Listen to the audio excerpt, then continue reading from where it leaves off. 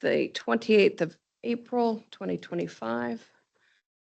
I hope everybody had a fantastic weekend and had time on Friday to spend in their community acknowledging Anzac Day. It was a beautiful day and a great time to come together as communities. So thank you very much for joining us. In the chambers, we've got Ben, Jen, Noel, Angela, Bruce, Mikhail, Robbie, Warren, Chris, and myself. And do we have anybody? Oh, we've got Katarina online. Do we have any other counselors? And Stu online. Fantastic. All right. Okay. Tracy, you want to open us up? Yep. Thank you, Madam Chair. Welcome, councillors. I hope you've all had a nice weekend. So this workshop, we sent the information out because Dave and Democracy were making us be super efficient. So we sent the information out, the document, the week before last. And last week you would have received the presentation from Jess Hood. So if you're looking for it on your system, the workshop packs are 147 pages. The first 10 to 12 pages being the workshop diagram, then the workshop paper, then the draft inventory. The presentation is about 20 slides, which has the guts of things. Do just want to touch base the end of the table. We've got Miffy, Hannah and Lizette, who you frequently see at Strategy and Policy. Sitting next to Lizette, we have Joanne Bell. So Jo's our manager of spatial information. So leads the team that has all the data that transfers it into maps and everything else. It's not just about maps, but actually a lot of spatial intelligence. Jo's team, some of you may have had the privilege, I think Jo was Bruce and Pamela had morning tea with Jo's team who led our LIDAR project. So Jo has been in the organisation, I'm going to say 12, 13 years-ish, Jo? 14 years, and a previous role in the Customer and Community Directorate became over to us about 18 months ago. So Jo's teams worked with Lizette, Hannah and Miffy to generate a lot of the base information and to present it in a way that is digestible. So in terms of the inventory, just a quick track through. We made provision in the LTP for spatial planning because it was required by statute. That statute got turfed out, new statute coming, still requiring spatial information. We won't see the new RM statute till later in the year, but we have a lot of people dialed in all over the show that we know enough to get some signals of what's going to be required. And in meetings we've had with ministers and their staff to date, they've been very impressed that council decided to continue on with the spatial planning route and understand the value that it will provide for the region. Why we're having a workshop today is that we do have a CE KPI, and one of those, well, we don't, Chris does, but by virtue of Chris having it, we have it, to deliver a regional spatial planning inventory to strategy and policy by the 30th of April. Now, we always set the KPIs before we see the calendar for the year. So if it coincides with the meeting, we'll take it to a meeting. It doesn't. So we brought it to this workshop. Also, noting council's preference for the documents and drafts so you can have a look at it. And it's really important for us to understand from you what were you expecting to see, what weren't you expecting to see, has it covered the key bases. I mean, the challenge with this project is there's so much information. What is the information we pop out and really make obvious? There is so much information, and you'll see the team's done a really wonderful job in appreciating and acknowledging what information many of our TAs have already put together, because that we're not starting from scratch, and I think that's really important. And it does paint that mosaic of the entire region. We haven't captured everything that everybody's done. It's the key points. We did check in with each of the TAs. Obviously, from when we checked in to now, there'll be things moving. So this is a very iterative space. What we have found really I think, instructive, as many of our central government officials and our ministers are fans of the ubiquitous one-pager. And, you know, just there's so much information out there. Nobody really wants the 3-box volume set that we want to give them. They want, what are the high points? What are those key issues? So the teams worked really hard and produced some great collateral for us that hopefully everybody can use. At the end of the presentation, the ladies will just show what we've also done in terms of we're wanting to show a bit of cogency across the region. So we have developed a draft of, hey, what might a one-pager look like for each of the districts? So each of the territorial authorities, I should say. So it has key information in. They are a work in progress, but over the weekend when I was just having another look at them, they're going to be invaluable resources for councillor inductions, I think, where, you know, as constituent councillors, you just want to know what are those top issues for my constituency or adjoining constituency. So while they will be very useful for this project, I think they're going to be multifunctional and we'll carry on those conversations. We're not developing them by ourselves, we're developing them in conjunction with territorial authorities. So this is our first step in a much bigger process. This is not a regional spatial plan by any stretch of the imagination. It's not a regional spatial strategy. It's the first look in the pantry to say, have we got everything we need to make ultimately what we need to make? What's missing? What are glaring omissions? Because we have the funds that council provided in the LTP, but we want also, once we've got the inventory, once we've identified where the gaps are, actually where do we prioritise investment to fill those gaps? Or as Chris and Bruce actually through the LTP process said, we don't have to hold all the information. There are others that we can lean into and get that information. But it needs to be at a level that Joe's team is comfortable with making that public with the WRC logo next to it. So that's me. We really do want your feedback on what you like, what you don't like, what you see is missing, what you may have heard, contacts you have. We don't know everything, but we know a hell of a lot, and that's what the ladies will take you through. So over to you, ladies. Kia ora. Thank you for the great intro. I barely need to say much at all. So just for a bit of an overview today, I'm going to give a little bit of context and Hannah is going to take you through the themes themselves of the inventory and Miffy's going to show that district territorial authority example that Tracy mentioned. So if we could go to the first slide, please. Just a brief overview of the purpose, see where we are at, as Tracy mentioned, and provide that overview of the inventory that we've managed to pull together and gather your feedback. So next slide, please. So in terms of the purpose and process, Tracy covered this as well. This is ensconced in that 4-year program of work to develop a regional spatial strategy. And this is coming towards the end of the first year of that work. And the KPI for that first year of this work is to create this inventory. And just reminding ourselves of where that sits in terms of the overall process. The next step is creating the how are we going to work together to create a strategy, and finally moving into strategy development across those 4-year program. Next slide, please. Just another context timeline, reminding ourselves of where things are sitting. So we're moving from the 3rd quarter to the 4th quarter now in terms of the RSS project. So that's that bottom line. We're lining up with the resource management reform, as you will have heard at Strategy and Policy Committee. And you'll be well aware of the annual plan timeframes and elections coming up in the next few months, really. Next slide, you'll probably recall this diagram from Strategy and Policy Committee as well. So just really showing that a regional spatial strategy and the work done to create one very much informs and is informed by many other processes that we're involved in. So we really see it as a very useful exercise, irrespective of where resource management reform lands.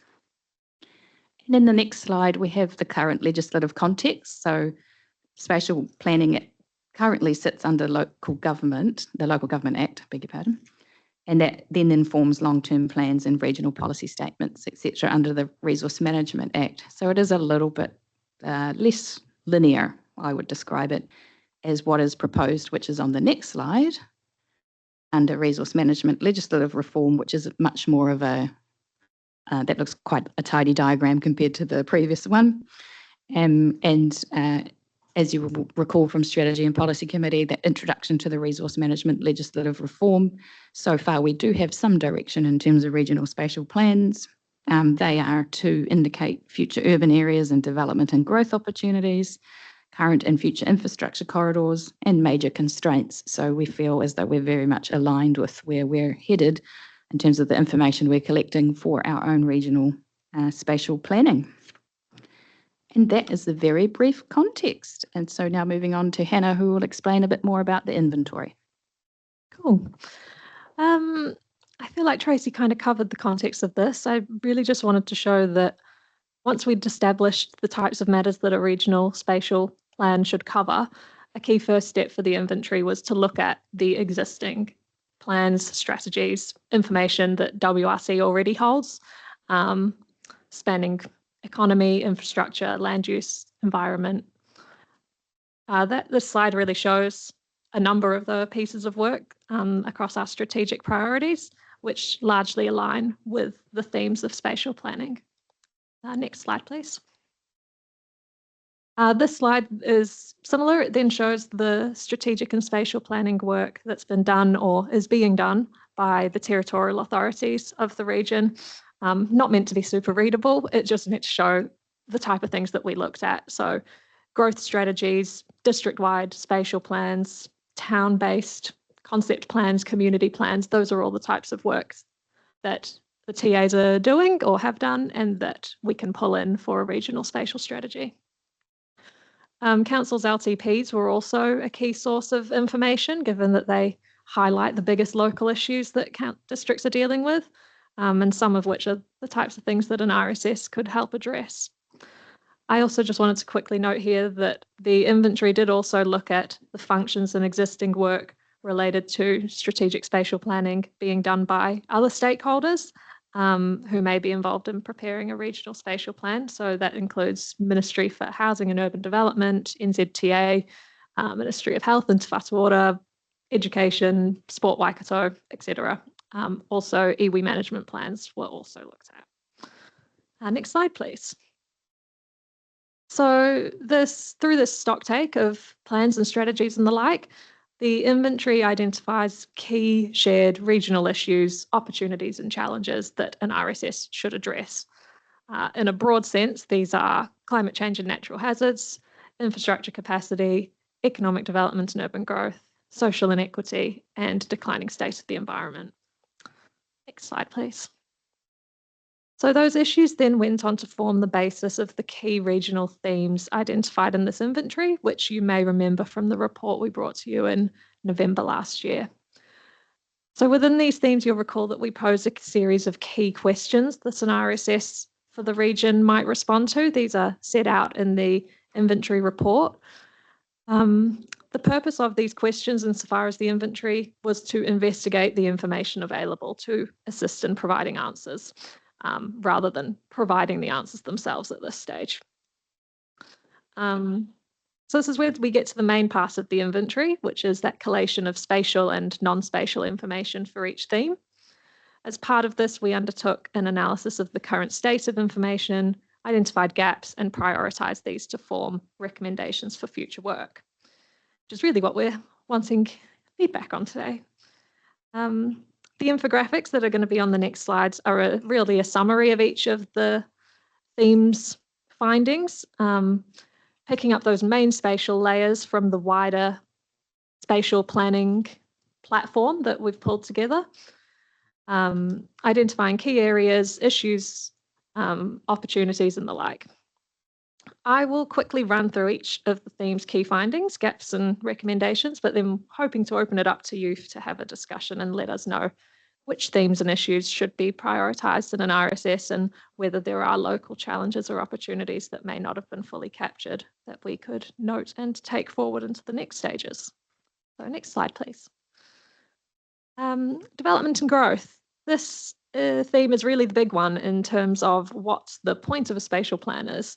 It's about thinking about where we're growing, where should and shouldn't we be growing, and what is needed to make that growth happen. It also identifies key rural and agricultural areas across the region which may not be suitable for urban development, showing that relationship and conflict between enabling growth and protecting productive land uses. So the main gaps for this theme were related to future growth area mapping, which is always a very active space. Highly productive land mapping also is still a work in progress. And then housing affordability. All of those issues, there is either already base information that can be added to or existing work programs to improve information that an RSS can draw on. Another big gap for this theme is related to the key question about what infrastructure may be needed in the future to support development and growth. So information on water storage, supply and security, infrastructure at risk, and infrastructure capacity are the types of things we want to do some work on. Next slide, please. If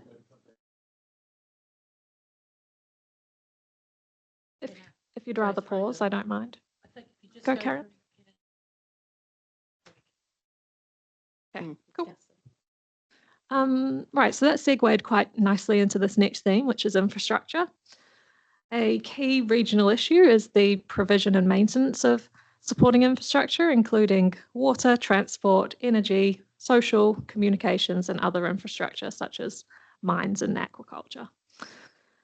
This infographic shows key existing infrastructure across the region and also touches on significant proposed or planned infrastructure projects, particularly in terms of transport and energy.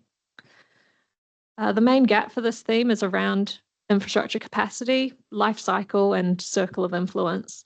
So this is particularly high priority information for an RSS to understand that key question around where communities' needs are not being met, where extra investment's required, and whether infrastructure will cope with additional growth. We know that some territorial authorities have this kind of information for more significant assets, particularly where designations exist, but this is inconsistent across the region, and so it's recommended for some further work. Next theme, please. Right, so this theme is about responding to the key issue of the declining state of the environment, including Indigenous biodiversity and essential ecosystem services, water quality, etc. So information gathered is based on areas that already are or should be protected, restored, or enhanced when considering future growth and development. WRC already holds a lot of spatial information relating to the natural environment, but there is also a lot of gaps in that information. For example, wetland mapping for the region is not yet complete. SNA mapping is inconsistent. The recommendations relating to this theme. Sorry. Sorry. Shall I carry on? Cool.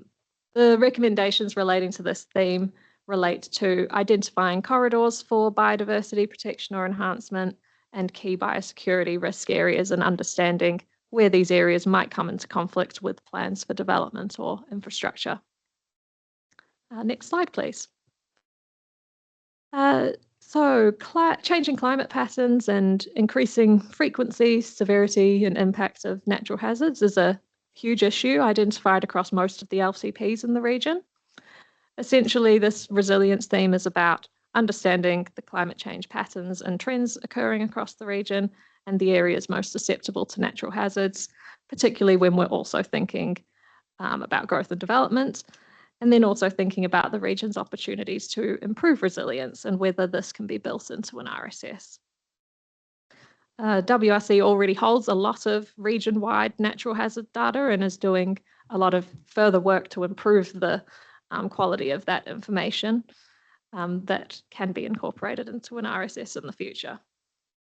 We also know that Ministry for the Environment has a lot of climate projection data. This has been noted, but not necessarily included in the inventory, simply because there is so much information out there. And it's a big recommendation that during the next phase of RSS development, that some decisions are made in terms of what climate scenarios over what timeframes an RSS should focus on, and then harvest that data. Next, please. So the community connections theme is about understanding what are the key places that connect people within the region and how do people move between these places, as well as if there is demand for additional community services in certain areas. We know that the social structures and demographic makeup of the region are changing. We know that the population is generally aging and that there are growing numbers of young Māori and Pacifica people. Social inequity was identified as a common issue. The region has a relatively high rate of social deprivation, so there is a need to better understand communities to ensure that people have access and are connected to opportunities for education, employment, recreation, health, and other services. The spatial information gathered for this theme spans transport infrastructure, including cycling and walking paths and trails, public transport, as well as tourism, community facilities, and key employment areas. The circle of influence gap that I noted in terms of infrastructure is also really relevant here. It's unclear at this point whether there are gaps in certain regional facilities for certain parts of the community, and also what the state of existing facilities is. Next, please. And this last theme, right before my voice is about to go, is about culture and heritage, ensuring that places of cultural significance and heritage value are known and able to be protected as the region plans for future growth and development. We know that councils have iwi obligations relating to the entire region, and that Māori culture is important across the whole region, highlighting a need to consider culture and heritage as an underlying basis for an RSS. The inventory identifies key issues across iwi management plans in the region, but it's understood that only through direct and active engagement that the context of this information can be confirmed and given detail. So there is definitely more work to be done here by engaging with iwi through the next phase of the RSS. Next slide, and I will pass to Miffy now to go through our last couple of slides. So as Lizette mentioned, the next steps are to prepare a draft framework for preparing the strategy itself. So this will form the basis of consultation with our stakeholders, and hopefully we'll get an agreed way forward. This work is underway and will come to you in June to approve ahead of engagement going forward. So that you've got a diagram here, which is also in the inventory, and this just sort of shows the level of engagement we will be having with the stakeholders. So that inner circle are those the key partners that we expect to be working very closely with the outer circle being those that will have input and influence in preparing the strategy itself. Next slide. So as Tracy mentioned, we put together some infographics to help with this engagement with our districts. This is just a draft at this stage. There's plenty of scope for this to be amended and changed. However, it highlights what we're trying to do with them is highlight what is unique about each district, but then also highlight those areas where there are common themes that the strategy can address. And that sort of comes through from the themes that Hannah was talking about, particularly the infrastructure challenges, the climate change challenges. They run all the way through all the council TAs, the council long-term plans, and are reflected in these infographics. So we've basically got a snapshot on one side, sort of a look forward in the middle there, and then we're identifying the issues and opportunities as well as the key features of each region. So going forward, as we progress to preparing the strategy, as has been mentioned, there's going to be changes to resource management legislation, and spatial planning is going to be part of that new legislation. So that will set the direction. However, that detail will be important. We understand MFE are interested in hearing feedback from local government at this stage while they work through those details. So we've got a couple of questions for you to consider and perhaps give us some feedback on. So the first one is, should spatial plans be purely a resource management tool, like a future development strategy that covers the whole region and looks where development should and shouldn't happen and that infrastructure needed to support it and to ensure we have resilient communities? Or should they be more holistic and cover a wider range of things? So the initial indication from central government is that they will be the former, but there may be scope for the regions to go beyond, and that's something that we could feed back to MFE if we are wanting that option. The next one is, what should be the governance structure for making decisions on these spatial plans? In the regional deal, it was suggested that an expanded future-proof model might be the way to go. If that is if we're still of that opinion, we can feed that back to MFE as well, that would be something that we would like to see for our region. And another area where they're still making decisions is whether there should be a separate independent panel to hear the submissions and make recommendations to the decision-making body, which is proposed for the local component of the combined regional plan, but they haven't made decisions for the spatial plan. So if we feel that that is something we would want, or whether the governance body should be solely responsible, that again is something that we can provide feedback to MFE on. And that brings us to discussion. So Just go back to the slide that started with growth and development, and or I guess the themes is probably a good place to start. Yep, cool. Thank you.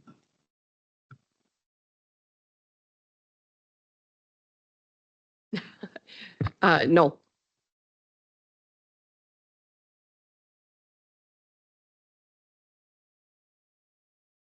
Look at Hamilton. That expressway was supposed to be on Hamilton. It's already been breached. I went through the. Oh, mic on there, sorry. It keeps going on and off. So. Oh, so possibly a battery. So, anyway, long story short, looking at development and growth, what are we looking to do, and particularly through future-proof, to prevent the expansion of Hamilton turning the expressway into a short distance intermodal between the suburbs of Hamilton? You see cars coming on at Ruakura, and you follow them north and they hop off at Chartwell. Short trips, not intended, but unless we actually work out whether we're going to allow growth, and I know there's pressure in the east to cross the expressway.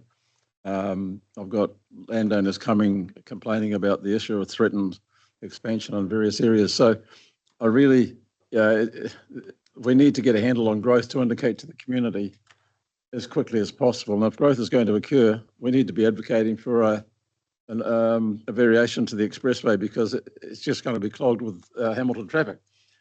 So that was supposed to not happen. And then if I can move to. Sorry, Noel, did you want a response to that? Well, I can, but I've got two questions. So if that one can be answered, then I want a second one, please. Okay. yes, that is definitely something that Future-Proof and NZTA were trying to prevent with the expressway. There is a network plan that supports it that was meant to mitigate some of that, those short-term trips. And Future-Proof so far have been mostly holding the line on the expressway as a boundary. So the current strategy does show a small area of industrial at Ruakura on the other side of the expressway, but Yeah. Other than that, there has been no additional residential approved on that side, despite people making submissions requesting it. So that has been the line that we have been holding. However, with the changes coming to the National Policy Statement on Urban Development, that we may not be able to. The government have indicated they don't want to see any urban-rural boundaries. They want us to be receptive to developer-led proposals. So watch this space. The reality is we've lost the, not necessarily the plot, but I was involved right from the start of Future-Proof, and the reality is the expressway is in the wrong place. And, you know, let's just accept that and say, what are we going to do about it? Well, we're not going to get any money to change it. So how do we prevent the short distance travel? Gosh, I'm overwhelmed by microphones. Thank you. And we'll just see how that goes. Yep. Thank you. It can't be resolved here and now, but the reality is, if we've already jumped because of that indicated development, and we've got the residential housing at Road Eterna that's across the expressway. What are we going to do about making sure that whatever roading, etc., and infrastructure goes out beyond is actually sensible and protects the intent of that expressway into provincial transport as opposed to local transport? So it's be a hobby horse of mine, but the reality is we've lost the game probably. So if I can move, I was just going happy to to say, move. one of the things is obviously one of our biggest tools is submitting to plan changes and district plans. And we know that we have variable success there, but it is a key tool. It's also ensuring that our RLTP, our RPTP, our LTPs and all the other acronym plans are all lined up so that we have a very clear vision of what we're after. And that is, I think, the real strength of the RLTP and the regional passenger transport plan and the planning that we're doing. As Miffy said, fast track legislation and Yep. the MPSUD is going to cut right through that. Now, that's something we can't control, but if we've got a cogent plan that we can rely upon and anchor good planning, I guess, then that's about as much as we can do. Yeah, no, I'm Yeah. aware of the one at the Hillcrest of the TGH and the working with Hamilton and Waikato to move roads around so they can get access. But anyway, that's another story. So if I can move on to the, Sorry, I've got Phil with his hand up. Just wondering, Phil, if you wanted to make a comment on this transport related query? Yeah, thank you, Chair.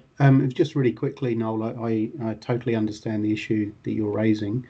The other aspects to this are the solution to some of this is to support Hamilton investing in things like the Cross-City Connector and what they're calling the Eastern Corridor, which will help provide improved arterial corridors within the city and take those trips off the expressway.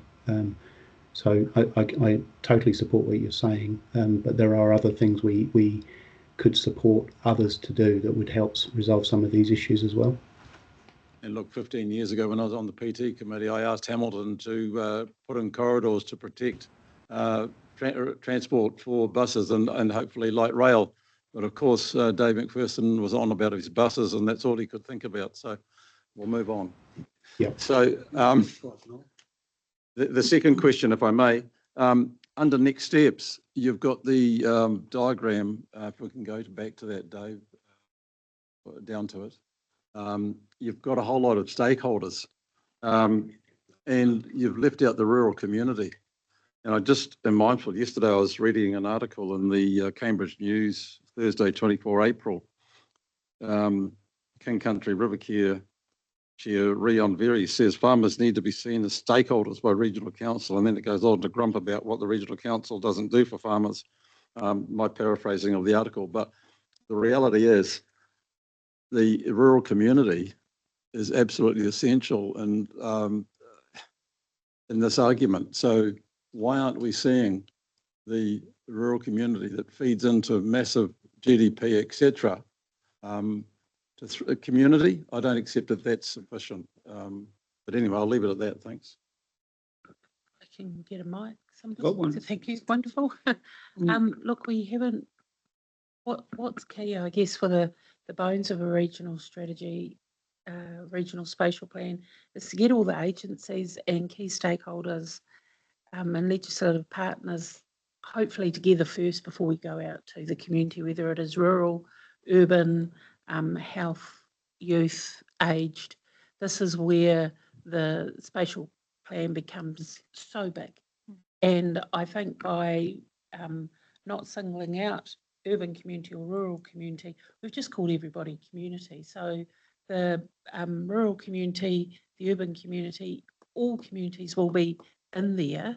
But first we've got to have conversations with as many of those partners. And I always think of a spatial plan as .govt. So if you think of anybody who has .govt in their email handle, it's kind of like, okay, are we all going in the same direction? It's definitely what the government's after from the spatial plan. And as Hannah said, you know, we haven't lined all our infrastructure up as a nation and headed in the right direction. That's what this government's trying to do with the National Infrastructure Strategy. And I think, no, we haven't left anybody out or put anybody in. So we've just been used community as a general, somebody who isn't an agency agnostic term. We all know that going out and talking with our rural and urban community is going to be something we need to do well and we need to do cleverly. And I guess that's something that we're working through as part of the framework. So by not having anyone particularly shouted out, that we've just kind of gone community, which is everybody, which is we'll tap through how we engage with the people who want to engage, will be a next step.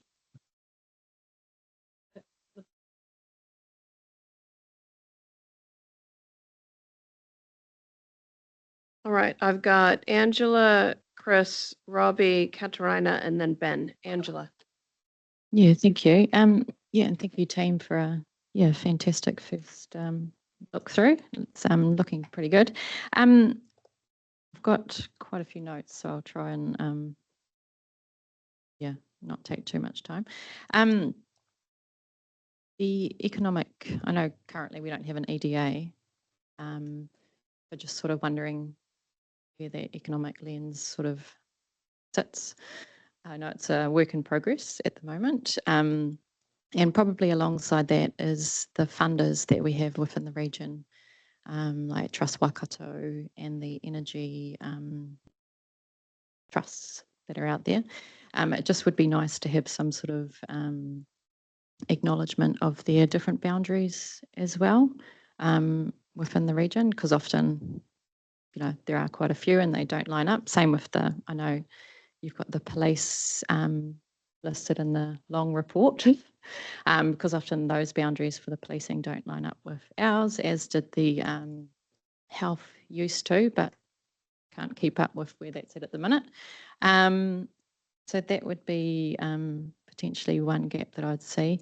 Alongside, we do focus quite a bit on tourism and transport, getting people to places. But accommodation, I know within Hamilton's quite a major shortfall. Just wondering, yeah, that would be quite hard to map perhaps across the whole region. And then probably along the demographics, I know you've mentioned about Thames Coromandel with the ageing population and the need for community connections, health, etc. I'm guessing that on your district snapshots that would be highlighted within those. And then just on the industry thing in your longer report, I know that it's dated 2021. So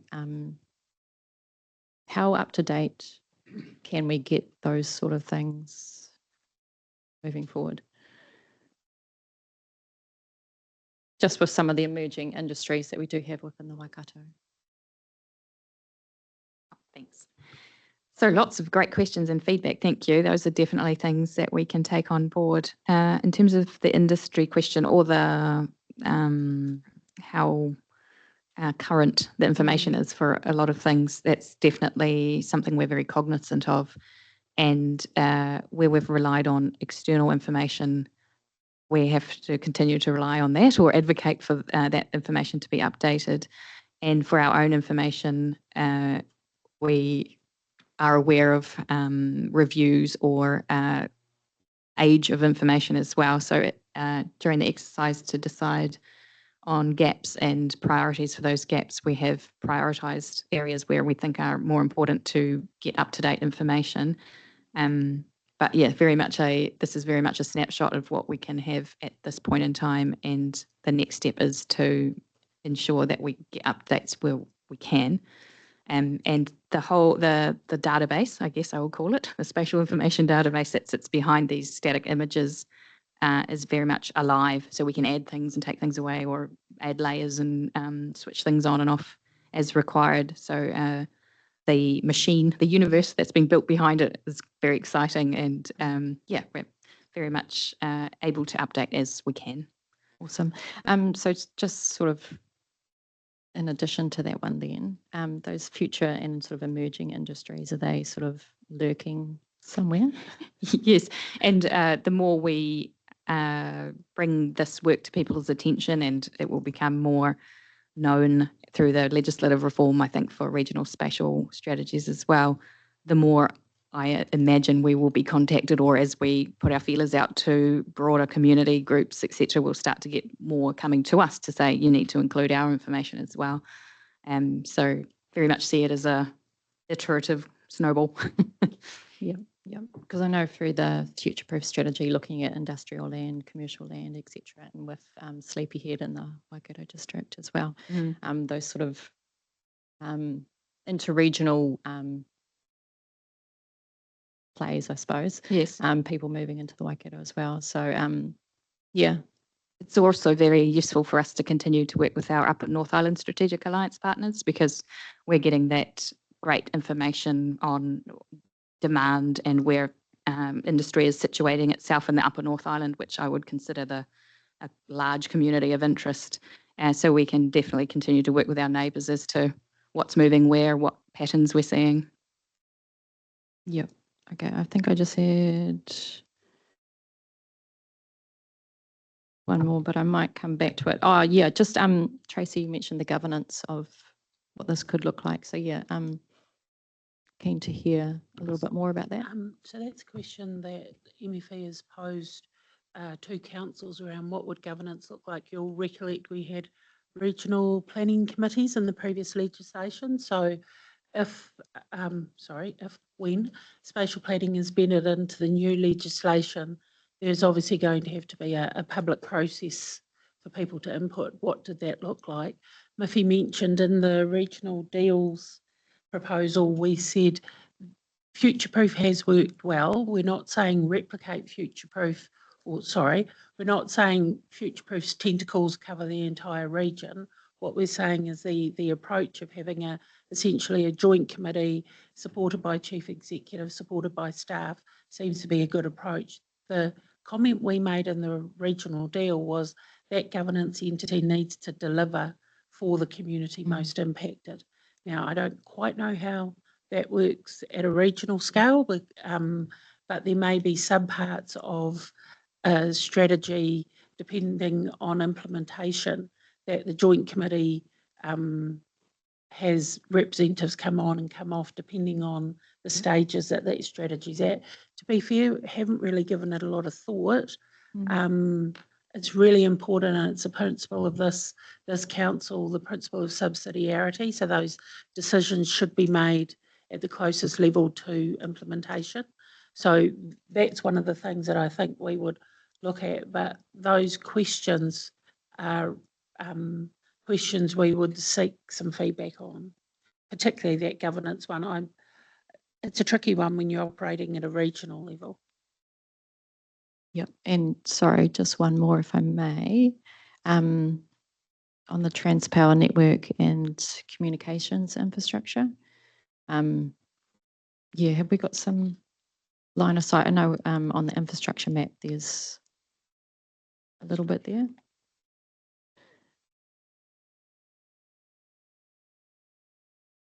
Making sure that microphone works. What specifically are you wondering? Oh, you know how there's dead spots within the region Right. for internet, etc. Yes. Yeah. So is that gaps and opportunities, is that sort of shown as well? Or? I do believe we've collected information on those. You go. Yeah, I do recall at the spatial team we're looking into it. We don't hold that data, and they were trying to find the most current data for it. Looking at publicly available sources, they could only find quite old data, so that is a gap that needs to be looked at further.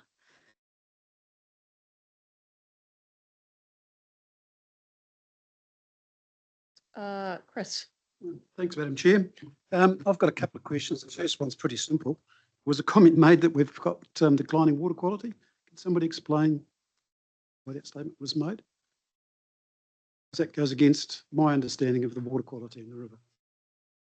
I don't think I was trying to say that we've got declining water quality. It was more of that water quality as part of that natural environment theme, which was based on the identified issue that overall there was a declining state of the environment. So it wasn't necessarily to specifically say that water quality is declining. It's more that overall picture, which water quality does feed into, and that's, we know that there is work being done to improve water quality. And I think, I must have misheard. Thank you. Yeah. My second point, and I'm not sure how far infrastructure goes, but just reflecting on what we've seen, and this was picked up to a degree by Noel and Angela, to me it goes much wider than what you've expressed in terms of those graphics up there. And I look at infrastructure as being all the assets which are in the region, and I know it's impossible to do a stock take on all of them, but just as an example, you take farmers, Robbie, I don't know what your dairy sheds are worth on your farms, but they're probably worth $2 million each on 6 farms. There's $12 million worth of infrastructure there. There's all the roading supporting it, there's the fences, significant investment by our farmers. Then you move to the next level, you've got your dairy companies, significant investments in dairy companies, which are privately owned, I realise that. But there's infrastructure required to support those. Now, do we talk to them to find out whether we're meeting their needs? Should we be doing that? Is that part of our brief in terms of our infrastructure overview? And then I come to industry. I've been into a couple of places recently, one last week, RML.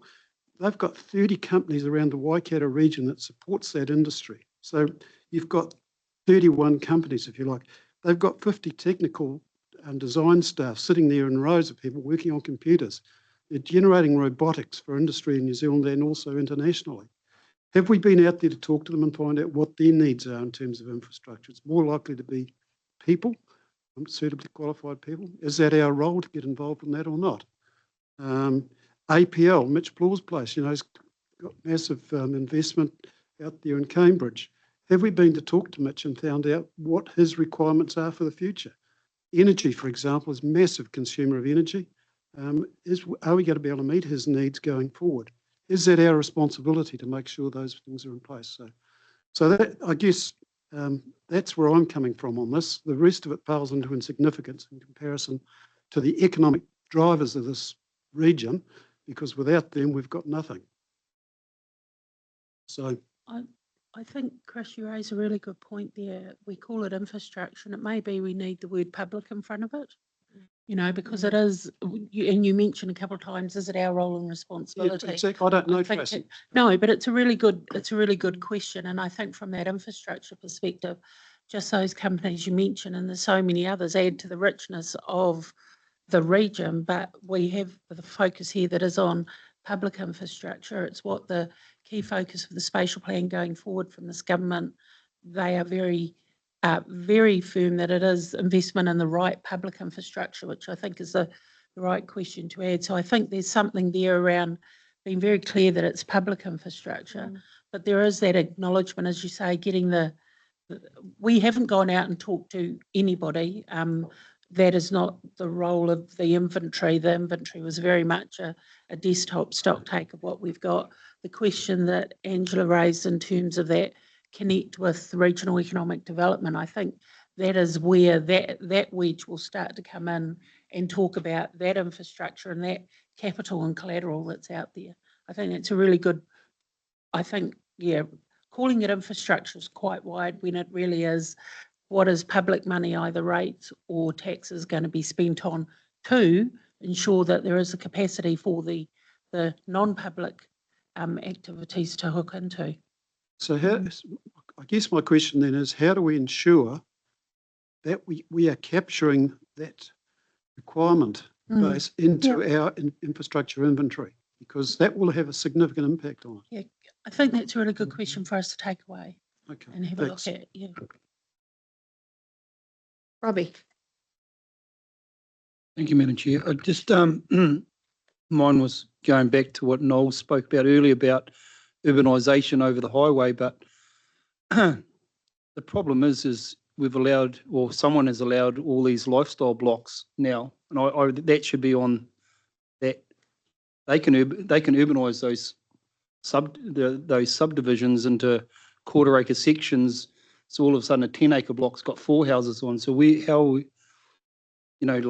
Noel was trying to explain earlier, all of a sudden there's 4 cars driving down that road instead of one from one property. So urbanisation's going to, if you don't look at it long term, that's just going to naturally happen, and it's not going to be growth that we can control or make sure that assets are in the right place. It's just going to happen, and they'll all be municipals on their own property and water off there. So all these infrastructure is going to have difficulty in the future of being able to be built or whatever, because it's going to be already done.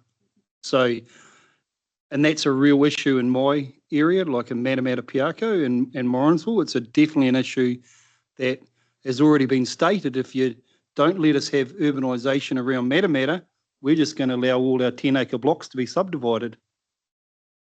So that's going to become, it's a real issue for rural areas outside of main centres if you're going to push the rule on class 1 and 2 soils.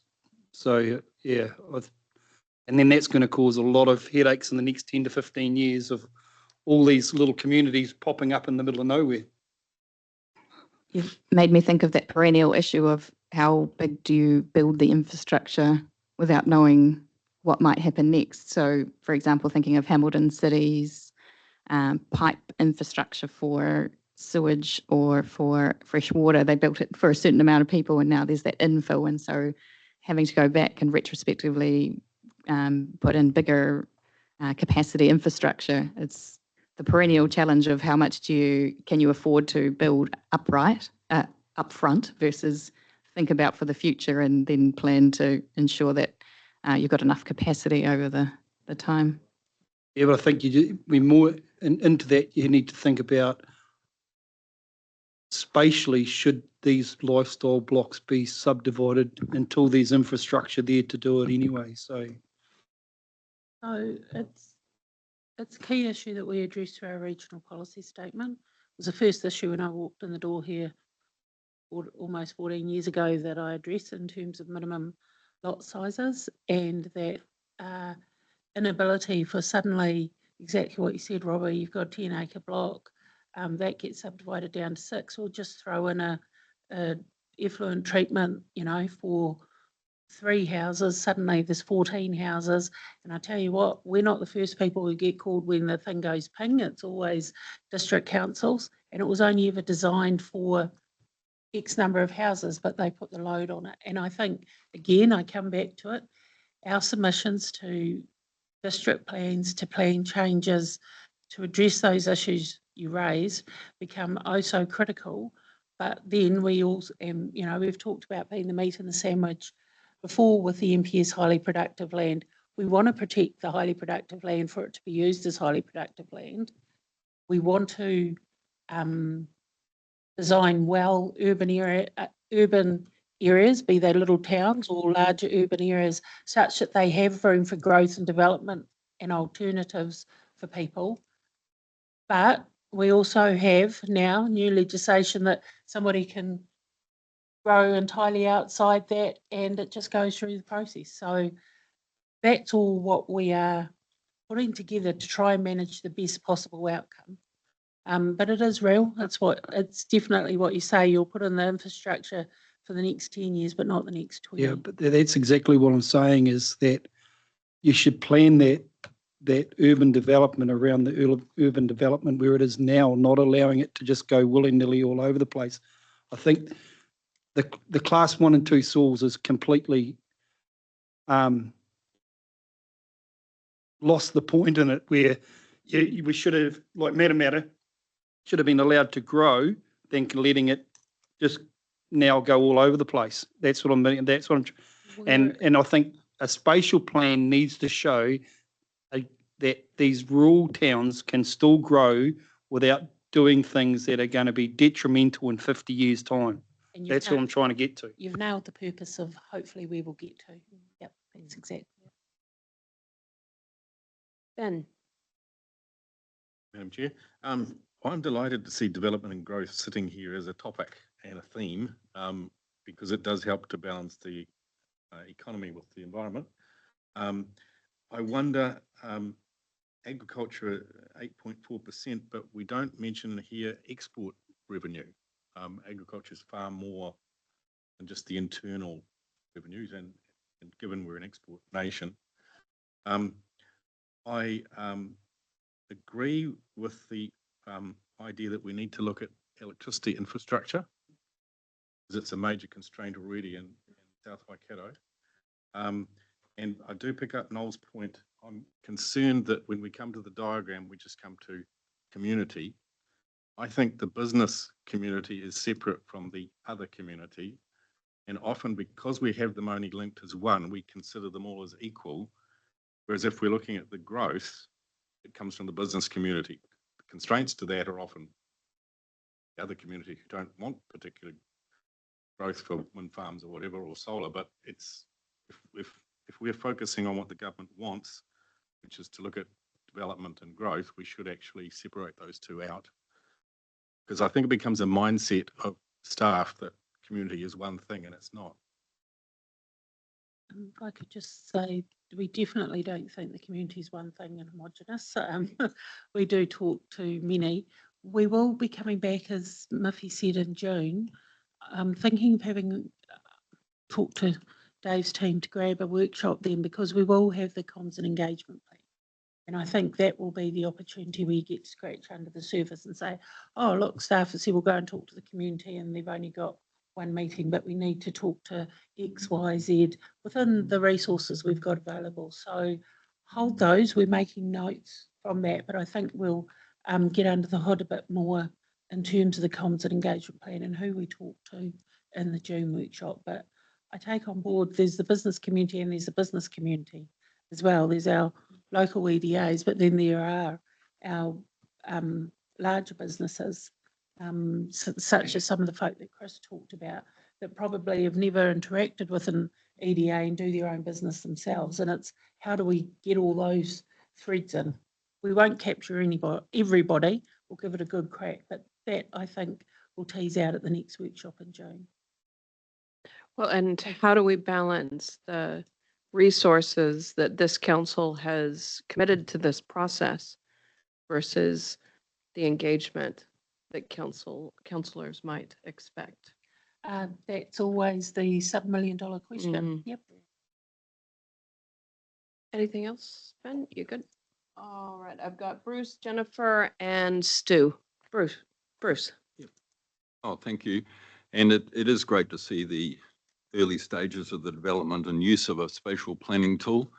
I was very heartened a moment ago when I heard the first comment about prioritisation, because I'm somewhat concerned about the long time span here, the 10 years, and the fact that the danger often is with tools like this is they're extremely data hungry, and often only a very small proportion of what gets compiled and collated ends up being used. So I'm really interested in knowing what the processes might be for prioritisation within those particular topic areas. Could we put the natural environment one up, and I'll give some real examples of what I'm talking about? Yeah, so on the natural environment one, under the heading key issues, they're sort of really statements about the current status of the system, not statements about how a spatial plan might end up assisting in solving the problem associated with the status of the system. And I'm concerned there that, you know, we know that the 300 native plant and animal species are threatened with extinction, but that's just a status statement. It doesn't actually tell us how the spatial tool might assist us in fixing that problem. So I think there needs to be a quite a rigorous process occur of prioritising what the tool is focusing on, which elements of each of these major topics the tool is actually focusing on, and making that full connection to where the rubber hits the road. You know, how will that aspect of spatial planning assist us in getting to where we need to be? The classic one, I mean, these statements here are all very interesting, but, you know, the loss of habitat and all the rest, and the ongoing plant and pest invasions. But if I was going to pick at the moment a priority issue for the decline of biodiversity in Waikato region, I would say the lack of integrated pest management is the big problem. And that then opens up the other issue of the linkages and connections to other agencies and the sharing of data and the sharing of a response to fixing the problem. So it's great to see the start of the process, and actually I think this is also a point about governance, because actually if the governance occurs way later in the process, the horse may have bolted. I think the governance should be in place from the start of a major project like this, and it should be enabling the processes around setting priorities for the components that will be focused on and the components that we know already somebody else is doing and we can just leave it alone. And it will also be the way that better integration, outward-looking perspectives are built into the tool. Because at the moment, yes, I understand the first step always is to look internally and to think about what you've already got and what you can do with it. But I think we're already at the stage where I would say that governance is a priority. So I'll leave it at that. Thank you. Point well made.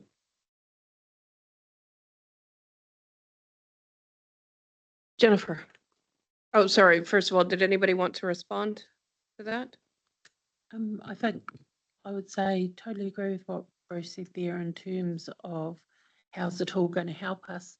That will come out in the next step. You know, as you said, Bruce, this is the inventory. What have we got? Where do we need to focus? So the statements are a lot of factual statements of this is just what we know.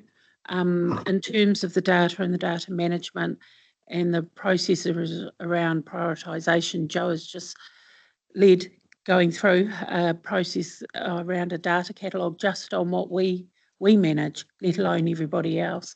And Joe's constantly having conversations with others and sharing data.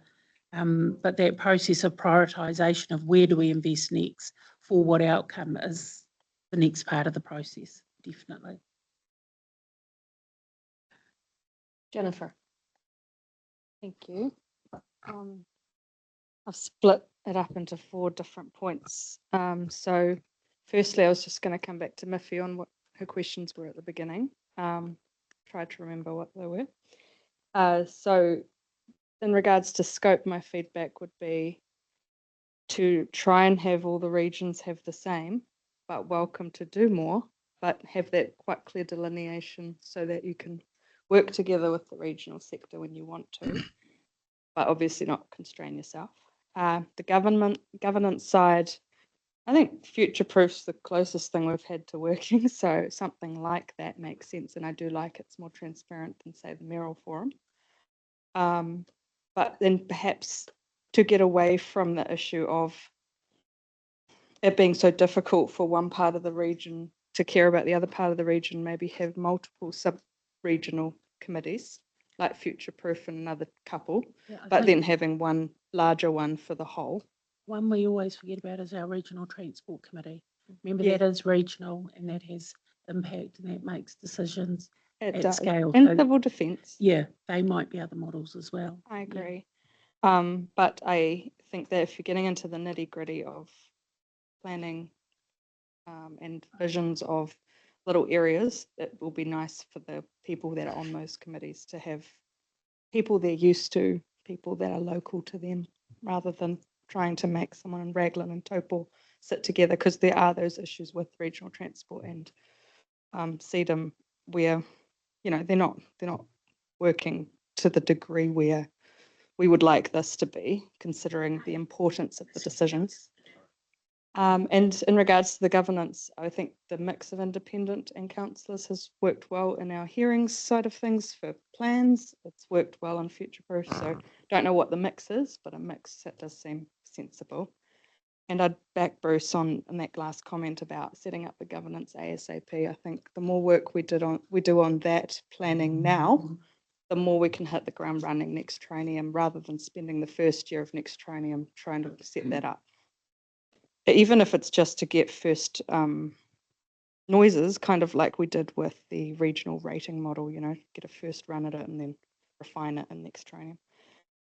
Second point was on the economic growth and development slide. Similar again to Bruce's point, I think we are good at mentioning, say, key industries, but it's what are the emerging industries, where is it going, rather than what is the status quo. So look forward to that coming in the future. If it can. The things that I'm really interested in that section is, what are our dependencies as a region on resources or materials, especially if they are finite or signalled as finite? Comes back into that future focused thinking. The growth that we're going for, of what, where and for whom, would be really nice to delineate, so that we know really deeply why we're doing things, rather than just growth is good. I'd like us to get really smart about that. And I think, yeah, that's enough on that one. And then on the infrastructure side, really agree with Chris Hughes's point around the defining the private and public, so that we can be clear about what we're talking about. Because what I'd quite like to understand is, I mean, we have a lot of talk about private property rights coming through, and obviously council owns land, councils own land, and they are, what are our private property rights, I suppose, that we want to develop? What are our commons things that we would like to achieve with the properties that we own? And then on the natural capital side of things, but I'm still under infrastructure, I'd really like a map of ecosystem services and really treat them as our assets, so that we talk about them as, we're protecting this wetland because it is this purpose, for example. And I think the thing that's missing under the natural capital side of things was the regional council waste circular economy strategy, for example. It's a big part of economic development, I would say, in the future, and the emerging areas of interest in the pollutant space. I mean, we've got hail sites and such, but kind of taking that a little bit further. And then my very last point out of the 4 kind of categories I had was, just to keep it front of mind that while we have the 6 categories, please not to lose the integration, because I really struggled where to make my comments. And you come across this all the time, and you know why you do it. But I worry that by separating into the 6, we might lose the integration. I'm sorry, I didn't pick up in the document because I had to skim it a bit. The neighbouring regional councils and the boundary issues, are they captured somewhere in that larger piece? I see some nodding, so that's cool. And keep that front of mind, just so that we're not an island of a region. And yeah, just to, while we might have the big document, just to keep refining when we do go out for that feedback and referencing back for those who want more. I just really worry that in that engagement piece, they will not engage if it looks too big. So, but you've mentioned that you've been thinking about that. And it's from what the other councillors were saying, it sounds like, and what Tracy's answered, that district plans and the feedback we give on district planning through our submissions, we really need them to listen more. And I think us as councillors need to think about whether we want to be asked to be heard and actually back that ourselves by going to those hearings that those TAs have and really making the point thickly. That will help perhaps. Perhaps I can just, With staff. yeah, it's just a couple of things here. I think Thanks. that Yes, the submissions that we make to district plans and the regional plans of adjoining councils, thank you, are so super critical. 2 points I think it would be useful. I mean, we always state if it's significant that we want to be heard, that a councillor, constituent councillor is there in support. Obviously, constituent councillor can't go all the way through to the Environment Court. That's why you have the staff member there with their technical expertise. But I think there is some strength in having constituent councillors there.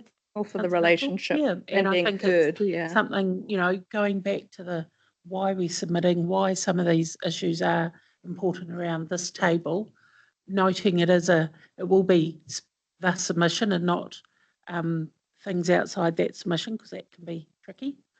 And secondly, with the RM reform, remember the government's looking for one plan for the region. So we don't know whether that's a ginormous staple. Miss Miffy and I have talked about, and I was stapling all the district plans together, bung, staple, or a regional and a regional plan separate, or one and the same. We don't know yet. or transition from one to the other. The people drafting it don't know yet. So once they know, and once we've got wind of it, we'll let you know. And then there's the transition. So I think in the future there will be hopefully better integration. But, yeah, Awesome. thank you. I appreciate that. Stu. Thank you. Can you hear me? Yep. Sorry, just to go back to the beginning, I think it was Miffy asked a question around our views on, I guess, the statutory standing of the spatial plan, and as to whether it should be quite focused or more non-statutory. I could have that wording wrong, Tracy or Miffy. Could you just refresh what that question was, please? Yeah, I'll get Miffy to run through those questions again. And councillors, these are just questions that have come through from Ministry for the Environment to staff. They're not in a formal discussion document yet, but they will be. But Miffy thought it'd be a good idea to bring them to you. What I will ask Miffy to do is to type them out and send them to you so you can get some comments to us by a certain time, and we'll send them down to Wellington. Miffy, if you can go through those questions. Yes, sure. So we were fortunate to have someone from MFE come to our combined regional forum and take us through the reform proposal so far, and they did indicate that they're welcoming feedback, particularly at this stage as they are working through the details. And these were things that they sort of flagged to us. Not so much the first one, that's something that we were thinking of ourselves, which is whether the spatial plan should be purely a resource management tool. So they are going to be a statutory document under this new legislation, from what we understand. And they seem to be quite focused on those key things that Lizette ran through. So more like a future development strategy that we already have under the National Policy Statement on Urban Development. So very focused on where development should and shouldn't go, the infrastructure needed to support that, and making sure our communities are resilient. With this, so far with the regional strategy or as plan, whichever wording we use, we are looking at it as being more holistic and covering a wider range of matters. We're wanting a steer on whether you want us to go back to MFE and say, hey, yes, we agree that this is what the base of a spatial plan should be, but we would like the flexibility to make it more should we wish to. So that was the first question. Should we be going back to them and saying, hey, we want it to be a little bit more than just that standard thing? Can you give us examples of what that might mean? So rather than, so there, in terms of infrastructure, sort of, you know, there's obviously the key infrastructure that you need to support a development. So your water, your sewer, your roading, that type of thing. But whether we want to look further into things like your community services, your parks, your open spaces, the walking, cycling, that sort of bigger picture, or whether it's just very much like, what do we need to make this development happen, and let other people worry about the rest of it. So do we want to take that bigger picture? Do we want to be looking at where our health services are, and education, and all those bringing the big picture together, rather than sort of been very focused on what actually just needs to happen for these developments to occur in these places. Okay, so the next question was around the governance structure. So the MFE rep did say that they don't want to reinvent the wheel. They want to use existing structures where possible or build on existing structures. And they recognised Future Proof as an example that they are aware of and have been looking at. But obviously they seem to be wanting to allow the regions to be more flexible. That they definitely don't seem to want to create this whole new big structure like under the old legislation. So they were asking for feedback on what we thought would be a good governance structure for making the decisions on the spatial plans. And another thing they hadn't made a decision on is whether there should be that independent panel that is created to listen, to hear the submissions, and make recommendations to the decision-making body, or whether it should just be the decision-making body that does all of that without that step in between, that level of independence in the middle. Because they are proposing that for the local component of the combined plans, but they hadn't made a decision for the spatial plans.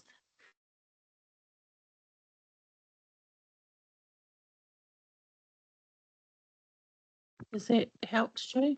Yeah, no, that's really, sorry, I wasn't sure whether to pitch or not. No, that's really useful. Thanks, Miffy. So I guess to that main question, I think it should be more holistic.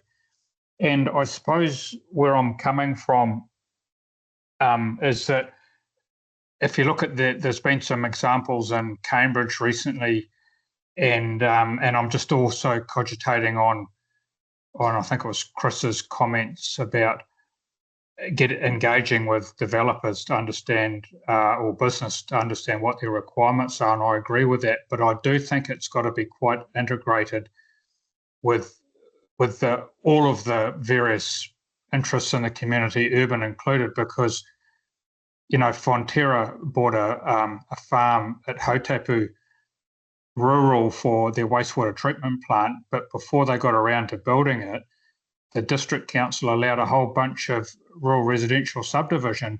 And then a couple of years ago, when Fonterra went to build their plant, all these new houses kicked up a stink and said, oh, we don't want a wastewater treatment plant in our backyard. And it cost everyone a whole bunch of money, and it could have been avoided if we'd had a proper spatial plan that everyone adhered to. It's about to happen again with the sand quarry.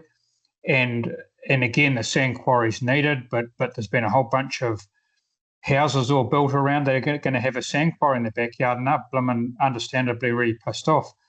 And it sometimes feels to me like all of these processes are always too late, but nonetheless, there'll be plenty of things come out along in the future. So we need to do it.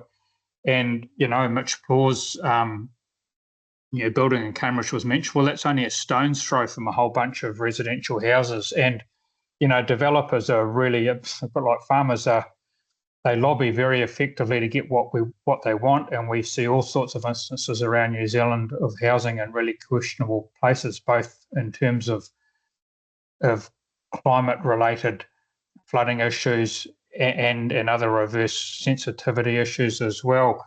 So I guess for me, it's about getting everyone involved, business, urban, community, so that everyone understands what each other wants out of it, and try and minimise some of the negative outcomes that I've just talked about that have come about because we haven't done this properly, if that makes sense. And I'll be honest, I don't understand, noting the government's tendency to ride roughshod over a lot of this stuff and what they're planning to do. I'm really struggling with where this concept of private property rights is going to come in, because I just don't see how we're not going to have a whole bunch of clashes, if that makes sense. So that's me. Thanks for now. Just as a bit of commentary, I hope it makes sense. Thanks, too. I've got Noel and Ben. No, Thank you. you want to just raise your mic there, just so. Yeah, thank you. Bruce touched on governance at an early stage, and I had written down a couple of notes here. And like when I raised my concern about whether the rural community were effectively represented in there, and Tracy came back and said the community covers everybody. And then Bren brought up business and Chris alluded to. I just get a sense, and I'm not trying to sort of have a real grump here, but the reality is if governors wanted to see things reflected differently, then yeah, I feel the pushback from staff is that we've sorted this out and this is how we're going to present it. We don't want to change it. You know, what's the point of being a governor if we can't speak and ask for change? And I'd really like to know what the rest of the room thinks about, you know, have we depicted that graph accurately as we would like to see it, rather than just being told that that is that and move on. So, and that's where I think Bruce's point, governance at an early stage, being involved in something.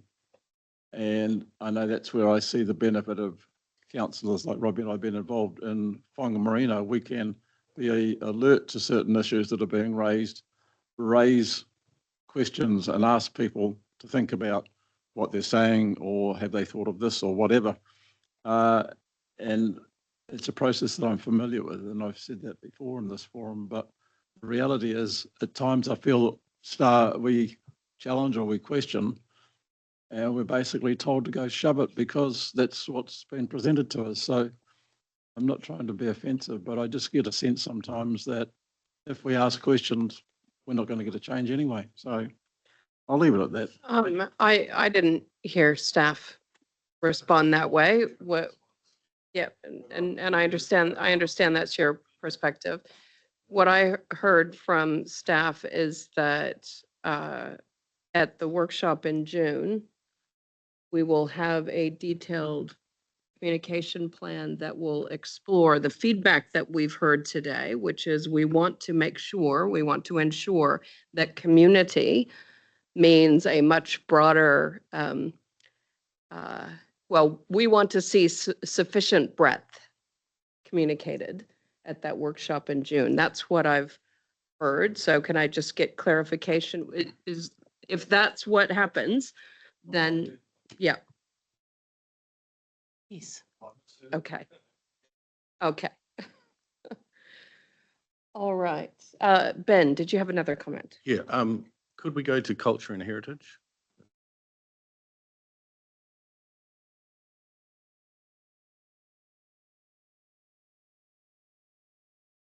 I wanted to raise here, I think, a major oversight in this area, which will cause offence to the ethnic communities. There's 160 ethnic community members in Hamilton alone, and there are 5 major ethnic groups. So there's no mention here about Pacifica. There's no mention here about Asian or Indian or Filipino. And the Asian community represents 18.5% of Hamilton City and Pacifica is 6.1%. Maori's increased, agreed, but this doesn't mention anything about culture in the region. And I think that's a major oversight and will be rightfully upset a number of people. And the other thing is heritage. Heritage, what about sites of historic heritage that are Historic Places Trust? Should they not be also identified on this map?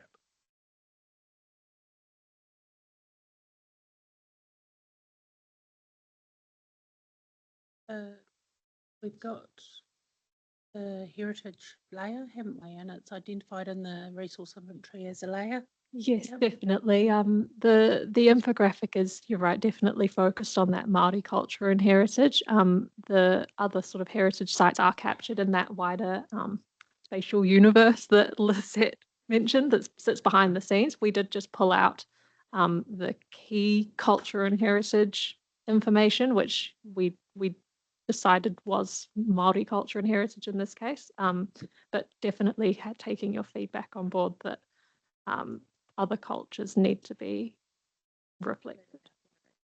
Yes, yeah, like the inventory does touch on all that information. It just hasn't been pulled into the specific infographic in front of you, which is a summary of. It's not mentioned at all in any of the text either. On the infographic, yes, just the actual inventory, the 100 and something page report, definitely brought in through that, but we, yeah, hearing that we haven't brought that through to this particular one pager. I mean, there's nothing in there that mentions that there are other ethnic communities, so it's part of culture, so, yeah. What Hannah said, that was purposeful, that it is focused on Māori culture and heritage, this theme, and we can identify that. There is a data that sits underneath that you talked about, and we can look at how we show that data and whether we bring that forward into an info. Yeah, absolutely. If it's talking culture and heritage, that if you're of a different culture, you could be offended that you're not even mentioned, so, or identified or referenced, so. Take Yeah. that away, Ben, thanks. All right, I've got Katarina and Warren and Angela. Have I got you again? Yeah. Katarina. Kia ora koutou. In infrastructure on the bottom, it's got significant infrastructure projects are planned and proposed across the region. I wondered, Tracy, if we, I know this is going to take more than a couple of years, but did you know that the Arapuri Dam will be diverted in 2026 for up to 2 years? And that's quite significant for the people travelling from Hamilton to South Waikato. You know, I just wondered why we don't kind of add it in there, because there's a significant change.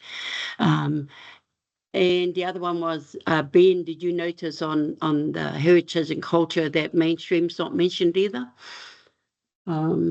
Tracy, what's you not- might want to answer why that isn't so, Not or is mentioned? it just taken for granted that mainstream is inclusive of the area of iwi culture, blah blah blah. Anyway, I just wanted to know about the infrastructure, Tracy, because that's quite significant for the Waikato region going forward. Yeah, just thanks, Katarina. I think it's important also just in terms of the conversations we've had with Mercury, not just around Arapuni, but all of the dams and what it may mean. So I think that given its significance to that third of the region, yeah, we'll look at that. Kia ora.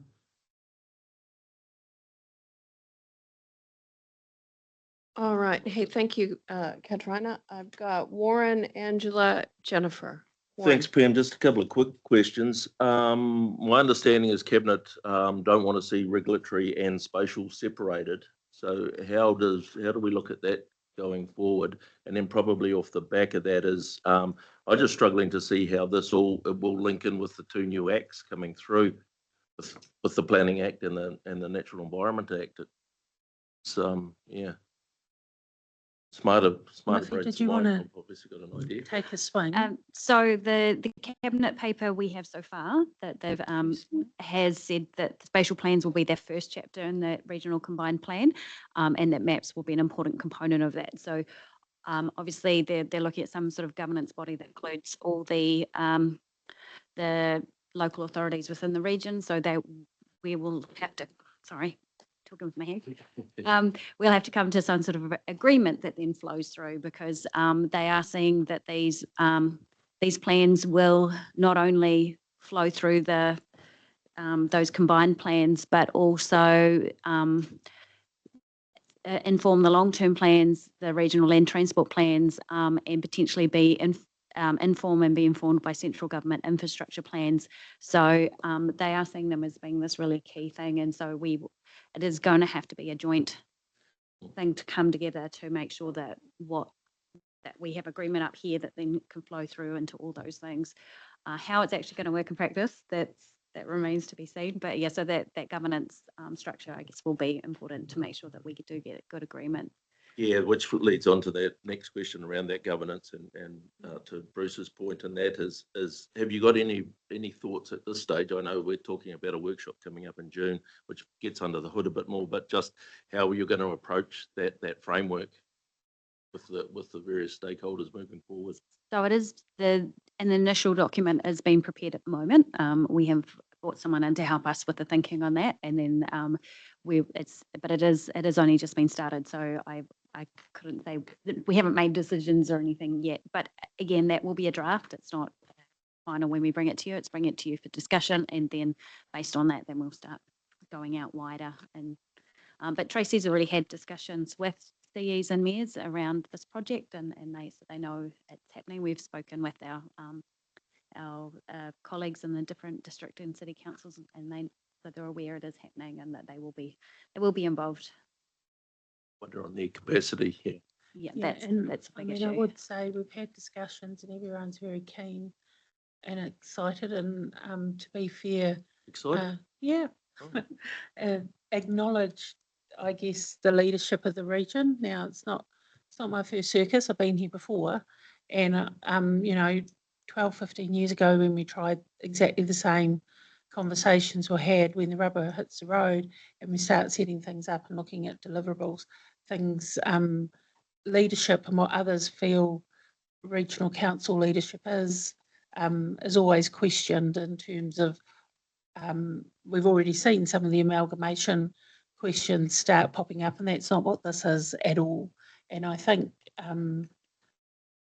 our chief executives and mayors are in a good space around understanding the region's facilitating this process, but that we're trying to do it as collaboratively as possible. And we're in a good space. We know the work that we've done over the last almost 3 years will come to a bit of a halt, and we'll have to restart again. So we are thinking about how we can make that transition as smooth as possible, for the exact reason that I think Jen said, you know, we don't want to spend another year talking about governance. There are triennial agreement conversations. There are some tools that we have, but we'll also be leaning pretty strongly into our next bunch of regional councillors to form some of those relationships for us.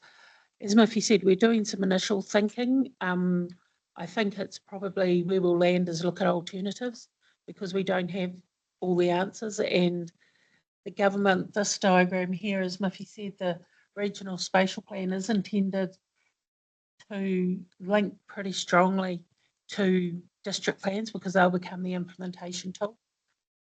Yeah, it'll be interesting to see how it all works. Yeah, thank you.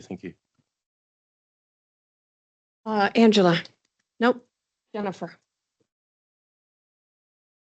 Thanks. Yeah, last couple of points were, I saw in there the social inequity piece. And I think when you were adding before, Miffy, I mean, we probably do need to be able to go further than the basics in order to help address that. And a lot of it will be that central local government relationship being worked on, which this can help to do. It's just that we need to have the scope to be able to do that, including addressing our social cohesion, which the Waikato progress indicators are still trending in the wrong way. And in the community connections piece also, just be really interested, as a point raised earlier, around us being very conscious about the domestic versus the export part of our economy. And I suppose also, as we talk about resilience, but in a different context, but the sufficiency of us being able to provide for ourselves versus the extra of exporting and growing and such. So just keeping that front of mind as we write those pieces, because I think by smushing them together, we sometimes lose some resilience, or can get caught up talking about one topic rather than the essential versus the discretionary, as I've mentioned in other committees, which has never been defined, I don't think. But just noting in our long-term plan, there was a really collaborative group that came to us and asked about a food strategy, and the Wellbeing Project has done well to deliver some work on that, which I'm yet to read fully.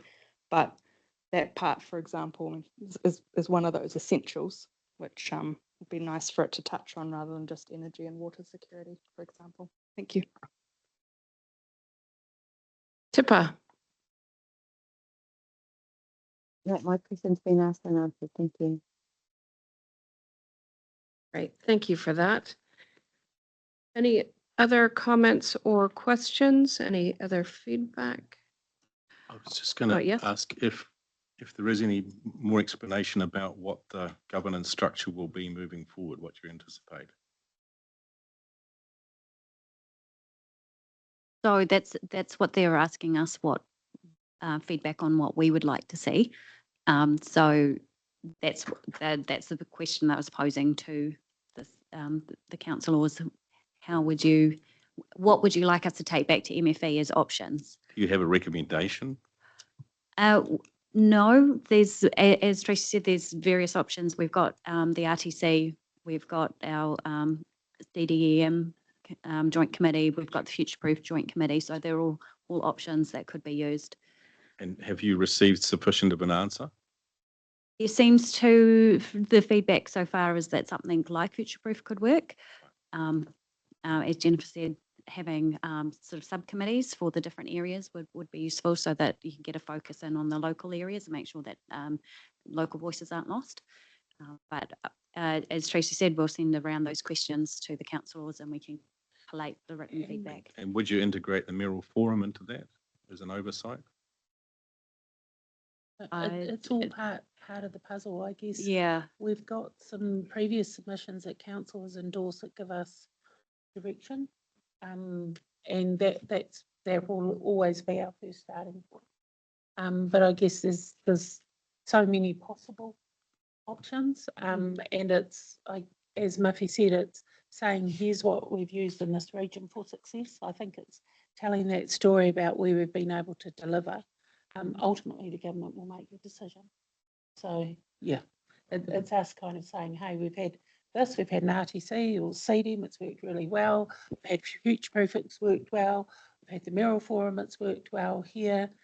Each of them have brickbats and bouquets thrown at them. So it's really just kind of painting that picture. Because I would say we can't get too tangled up in it because the government ultimately will make the decision on our behalf. Yeah, but it's good for us to be able to give a steer to MFE of what could work so that when they're drafting it, they've got those in mind. Right. I think just some comments from me in terms of governance. If we are going to put forward FPIC as an example of what has worked well, I think it's important to highlight it's when we've had ministers that sit around those conversations and when we've got ministry officials that sit around those conversations. I think that that's where there's real advantage in FPIC. Over say the mayoral forum or other types of collective thinking. I'd also like to, I suppose, sorry? Yeah, definitely. I'd also, I suppose, like to just, you've obviously highlighted the data that is fragmented and siloed, and there are gaps and inconsistencies. In our workshop in June, it would be, I think, helpful for council to somewhat get their heads around what we're talking about in terms of resourcing that would be required to address those gaps. Because I think that sometimes we get quite excited about the possibilities and we say, oh yeah, we want to include that, we want to include that, we want to include that. And then all of a sudden the ask comes in an LTP and we go, oh, well, but we don't want to increase our rates to provide that. So I want councillors to get some insight into what is the scale of resourcing that might be required to do not only the info gaps, but also in terms of the communication that's been brought up here. The various stakeholder groups, the larger we go, and I'm not saying we shouldn't go larger, but the larger we go, we know that there is resourcing required to do that. So if we can get some indication of what we might be putting ourselves up for, that would be really helpful. And also, I think that, I suppose I really like the holistic approach to a regional spatial plan. I do like to see it consider healthcare facilities. I do like to see it consider education facilities. I do like to see it consider the energy needs and the communication needs, because those are the topics that I'm sure other counselors alongside myself hear when we go out and talk to our communities. You know, we hear about growth being enabled in, you know, say North Waikato, that then doesn't have education facilities or requires them to cross into other regions in order to get healthcare. And that doesn't enable rich communities that meet the future needs that we're trying to address in doing this work in the first place. But can I also just say, well done. This was such a great piece of work, and it is what I know that I have been asking for. I know that other counselors have been asking for. You know, we come into these roles and we go, but how does this all fit together? And that's, you've given us that first crack at, well, at this point in time, this is how it fits together, but here's some bits we might need to flesh out a bit more. And I just want to say, thank you so much for that. I think you've done an outstanding job. And if I loved in your conclusion where you said this inventory establishes an evidence base for spatial planning in the Waikato region. It provides an understanding of what is and starts to question what could be. Inspired. Inspired. I love it. I love it. So, so well done on what you've pulled together here. I think it is a fantastic addition to what we have to help aid our decision making and aid our communications with others around our region and our neighboring regions. Madam Chair, question. I Sorry? see Tipper's online, Oh, but a Tipper. question to you. Sorry? I've got a question to Yes. you. When you ask about the information for June, are you also considering any comment in the CE submission for the annual plan? Because June would be too late. And I'm not sure what you're actually asking for, because you're talking about resourcing. Right, which right. normally means a cost. Yeah, yeah. But we have provided for this process in our LTP. So I'm going to make the assumption, but feel free to correct this. I'm going to make the assumption we have provided adequate resourcing in the 3 years of the LTP. Yeah, Jen asked a question at Stratton Poll last month, do we need more money? I would say I think it's too early to start asking for any more funding. The project, we haven't spent all the funding this year, so we were going to put a request through Finance and Services to carry that over. For a number of reasons we haven't spent it. One, these smart ladies internally have led the project and we haven't had to get resourcing in because we didn't think it prudent in this information gathering phase.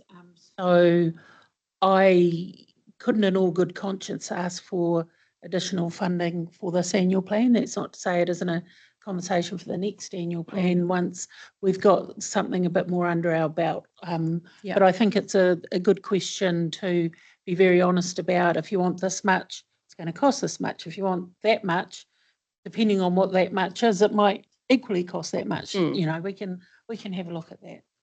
Okay. Tippa, did you have another comment?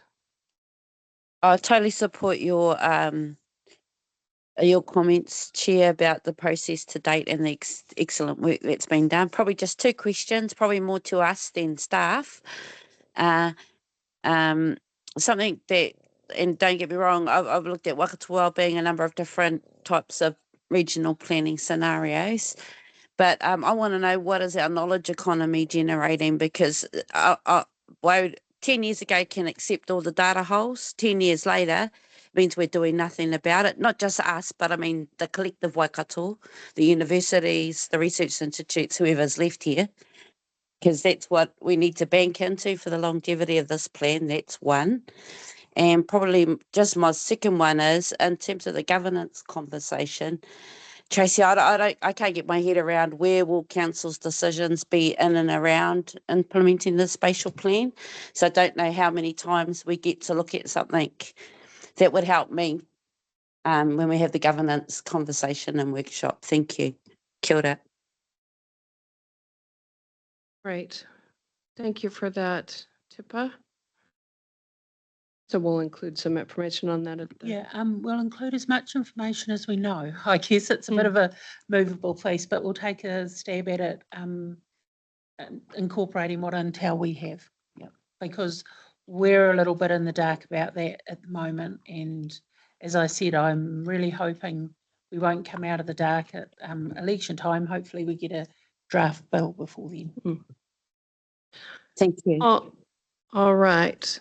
So with that, we will wrap up this workshop. But before we close, I just want to make a comment about information that I heard this morning, that Hannah, this is your last time with us. I just want counselors I just want to refresh your memories that for those of us who were here last triennium, we saw Hannah front up in front of us as a student, as one of our interns, one of our student interns. And it has been such a privilege to watch you grow and develop in your career, and the advice that you give us is so important. And you bring such expertise and understanding of the community and understanding of what counselors need in order to make really good decisions. And I just wanted to thank you personally for what you have brought to WRC. You've not only helped us around the strategy table, but also you are the right-hand man at UNISA when we're up there. And I really appreciate the support you've given us to engage in those conversations much more effectively. I think we're seeing a real resurgence there at UNISA. And part of that comes down to the fantastic advice and guidance you give us to be able to engage in those conversations really effectively. And I am going to miss you. I hear I mean, I know you've lived up in Auckland, but so you're taking a job up there, are you? Yeah, I'm going to Auckland Council, which I'm very sad about leaving here, but I'm excited for new opportunities. But no, thank you. I really appreciate that, and I'm feeling very, very embarrassed. Well, you shouldn't feel embarrassed. You should feel extremely proud of what you have brought to the Waikato region. It is truly appreciated, and hopefully you'll bring that to Auckland, and then we can dovetail together. It'll be so fantastic. It'll be like one happy family with a nice train running between. Yeah. Anyways, thank you very much for the work that you put into this today, and thank you for all your work and effort over the years for WRC. Much appreciated. All right, counselors, with that, we will call the workshop closed.